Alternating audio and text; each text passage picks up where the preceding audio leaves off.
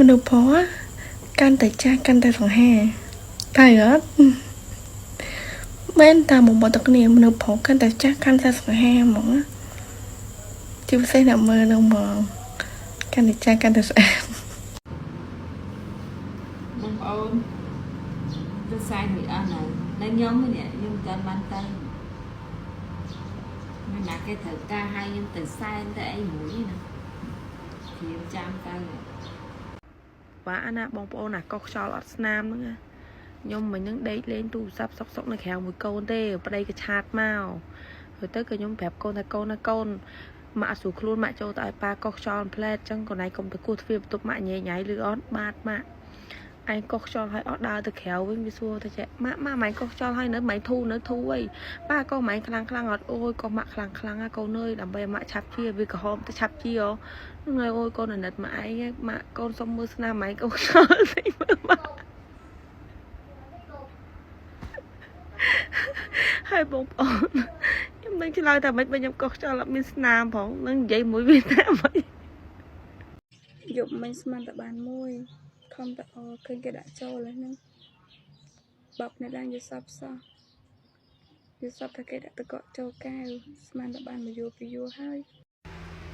អ្នកខ្លះនិយាយចេញមកសិតតែអត់យល់ទេមីម៉ាយខ្ញុំចង់ប្រាប់បងឯងវិញថាបងឯងមានសួរមីម៉ាយនឹងវិញដែរអត់ថាតើមីម៉ាយនឹងព្រមយកបងឯងវិញដែរអត់មិនមែនបងឯងសង្ហាបងឯងមានលុយមានឡានវិឡាទំនើបកំណត់ថាមីម៉ាយនឹងដឹងទទួលយកបងឯងកុំច្រឡំមីម៉ាយសម័យនេះអត់ដូចសម័យមុនទេ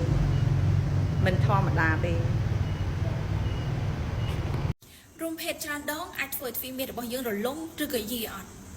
ចឹងតើតូនជាមួយនឹងទ្វីមេរបស់មនុស្សស្រីដូចខ្ញុំបញ្ជាក់ពីវីដេអូមុនអញ្ចឹងទ្វីមេរបស់មនុស្សស្រីប្រៀបបានដូចជាកៅស៊ូដែលអាចបង្កើតកូនបានចន្លោះពី3គីឡូទៅ4គីឡូឯណោះអញ្ចឹងនៅពេលដែលយើងបង្កើតកូនហើយទ្វីមេរបស់ស្ត្រីនឹងចាប់ផ្ដើមសម្របខ្លួនមកវិញ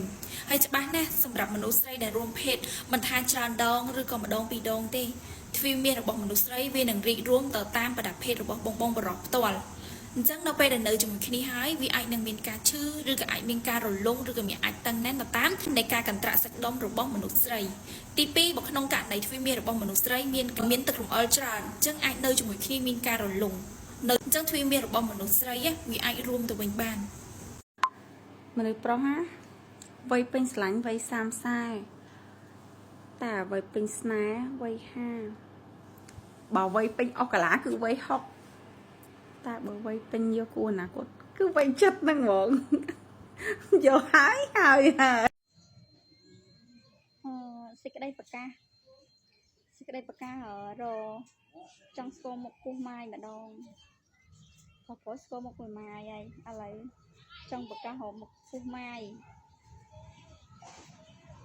បើដែលណាពោះម៉ាយខ្ញុំខមមិនហ្នឹងព្រមណាអូម្លងខ្ញុំទៀតហើយលោកអើយលោកអូម្លងធ្វើអីសៀមួយមកអូម្លងហ្នឹងធ្វើមិនបានឃើញគ្នាទៅលេង TikTok ជាមួយគ្នាលេងឲ្យគ្រប់កកាយ TikTok ទាំង5 share copy link follow comment នឹងឲ្យបេះដូងបាន TikTok ជំរុញបើកការមើលឃើញមកឲ្យគ្រប់មកស្នុកសងទៅវិញក៏គ្រប់ដែរ